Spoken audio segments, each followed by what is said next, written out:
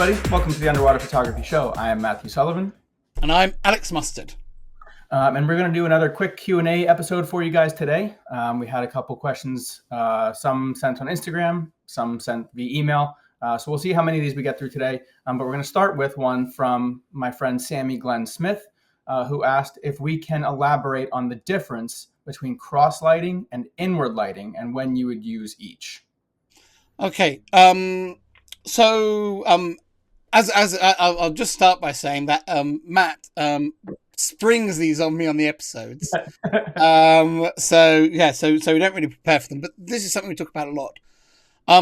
So first of all, different types of lighting, different strobe positions in underwater photography, we give them names to help people remember them, learn them, and remember to use them. And that's really why we classify these things. Ultimately, strobe positioning is a continuous, not infinite, but there are a continuous amount of movement that you can move your strobes for, and we tend to refer to specific points in that movement, so that people remember them and understand what that lighting gives their photos, and enables them to use that technique. So the naming is slightly artificial from a sort of from a lighting point of view, because it's really there as a memory aid and as a way of understanding the technique. The fine details of both these techniques are such that they are quite related to each other, and the line is one drawn by humans rather than optical physics. So just to make that clear at the beginning, both inward lighting and cross strobes lighting. Yeah. Both of these can be used for both wide angle and macro, and the positions are slightly different with wide angle and macro, because with a wide angle situation, particularly with a fisheye lens, you're limited by how far forward you can move the strobes, because otherwise the camera starts to see the strobes or starts to see the flare created by the strobes. So it's probably easiest to start with a macro setup situation, because that's easier to explain. In terms of the setup, in both situations in macro, you kind of want the strobes in line with the subject. And in cross strobe lighting, they're kind of basically shooting straight in either side of the subject, creating, I might lean back a bit so my hands are in the frame. I can't actually see myself when I'm recording this. I can see Matt, but I can't see myself. So not so close to the subject. My hands are this close, so they're on camera for you. So that you're basically creating a double side lighting effect. And side light is the best way to get the most texture in a picture. But if you only have one strobe and you side light from only one side, you have very uneven lighting. What cross strobe gives you double side light.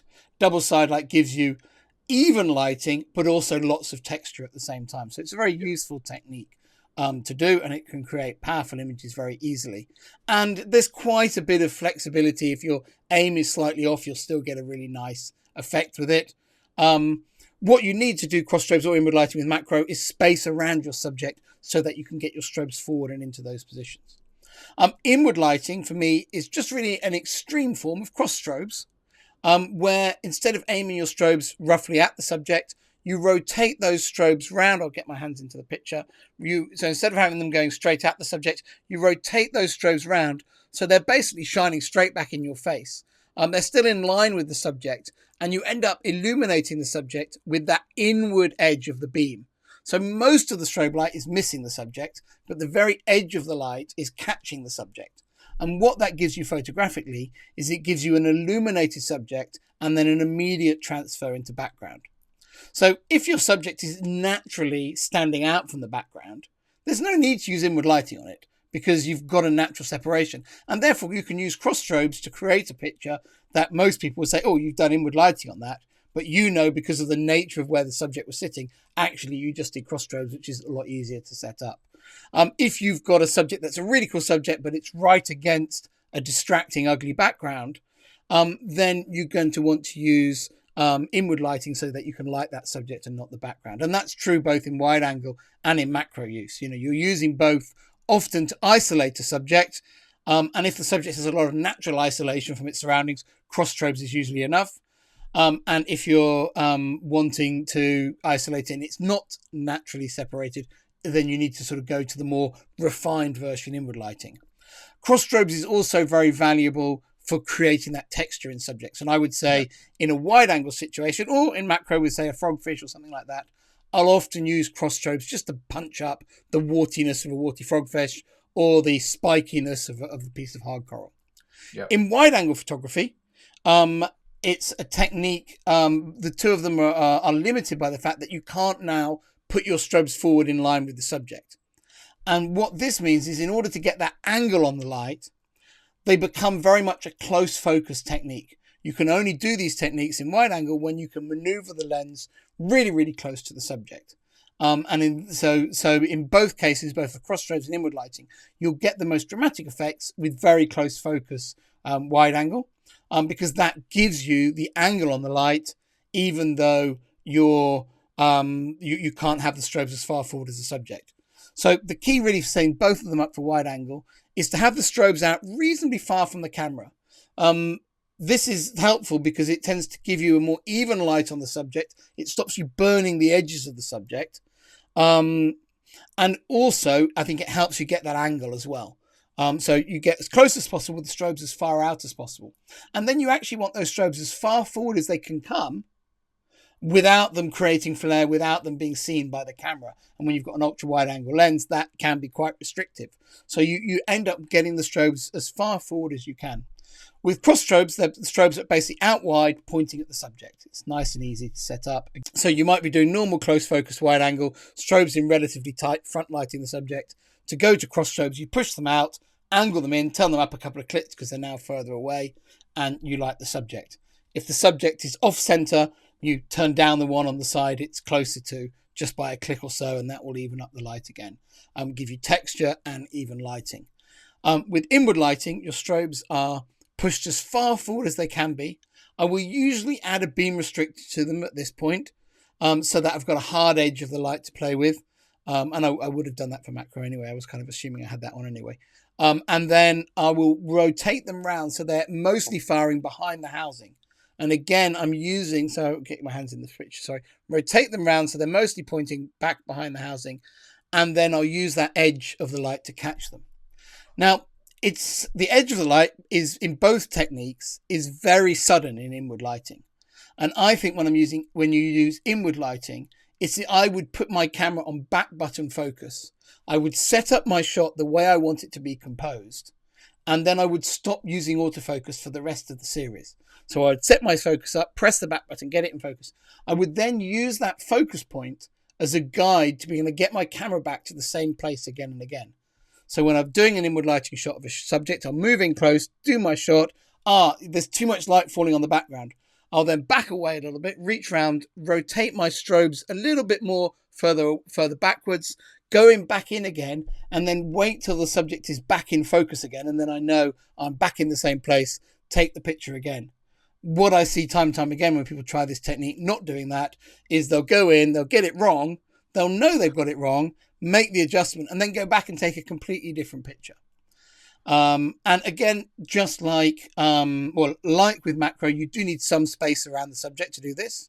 You again want a subject that does have some natural separation from the background. You can't inward light a flatfish on the seabed, but you can inward light, quite effectively a fish swimming just in front of some coral. You just need a bit of separation for it to work. And then use that fixed focus to allow you to fine tune the lighting until you get it right. And if you are very close to your subject, your strobes are far forward, they're angled back, and they've got beam restrictors on, it can be an incredibly powerful technique, and it's almost like magic when you really get it working. So the one thing I see people mess up with a lot on this, and I still do it sometimes too because I'm not paying attention, is not having your strobes far enough forward, especially with macro. You see a lot of people put them out forward and then they go and take a picture and everything here is lit up and your subject is not. I'm part of the problem there. Because the photo that is in my book, Underwater Photography Masterclass, in that particular setup, because actually the way my strobes are not far enough forward. In the picture of me doing inward lighting for wide angle in my book, the strobes are not far enough forward, and I got away with it because the subject that I was shooting was some sponges on top of a boulder. So they were naturally sticking up really a long way from the background. I never use that picture now in my own teaching because that photo is basically doesn't encourage you to get the strobes as far forward as possible. So Yeah. it's my fault. Well, but yeah, that's one of my go-to techniques, especially here, because I dive blue heron all the time, and we don't have the greatest. We have really cool subjects, but we don't have the greatest surroundings. So cross lighting and inward lighting to really highlight your subject and eliminate ugly, distracting backgrounds has become a go-to for me here. Yeah. So I do it 99% of the time locally. Yeah, and I would say that I think what's quite an interesting one is the when we would use inward lighting and when you would use a snoot. Yeah. And I would say that if you have a preference for more naturalistic looking images, I think you gravitate more towards using inward lighting because it feels more natural in the way it lights and doesn't light things. Whereas the whole snoot spotlight thing is very impactful, great for underwater photography competitions, but I don't think has that naturalistic feel that inward lighting has, even though they both isolate the subject. Or you could do inward lighting with snoots, which I do all the time, which I think works really well, especially if you're doing something that's relatively small. And Yeah. if you have big strobe heads pointed across at it, you might still get the same effect, but it won't be as clean, for lack of a better But you're term. basically just it's like using a really extreme beam restrictor. Yeah, exactly. You're not using a single snoot as a spotlight. I was kind of thinking like picking out a subject with a single snoot as a spotlight relative to using two strobes with beam restrictors or yeah. So yeah. But yeah, very good point. But hopefully Sammy watches this. I know he watches us with his daughter all the time. So at some point he'll watch this one. She's too young to appreciate it, but maybe one day. But hopefully you guys learn something from that. I know I get questions about it all the time. So hopefully this one ends up being pretty popular and answers a lot of people's questions. And as always, thank you guys for watching. If you have suggestions for other things you would like us to discuss in terms of Q&A type episodes, please drop them in the comments or reach out to Alex or I. We are happy to do so. And we will see you guys next time.